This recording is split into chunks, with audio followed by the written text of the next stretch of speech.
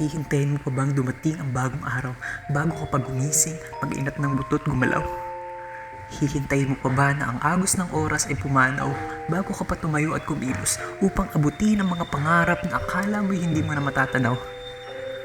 Oo, masalimuot ang mga alaalang dala ng kahapon, ngunit kailangan natin bumangon. Magpahinga muna sandali at tumayo muli.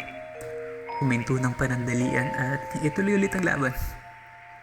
Ang bawat araw ay isang biyaya. Biyayang maitama ang mga nagawang pagkakamali. Biyayang abutin ang mga pangarap na nais mong abutin. Biyayang maging isang biyaya sa iyong kapwa. At ngayon, ang dating naghihintay sa pagsikat ng araw ay bumangon na sa bukhang liwayway.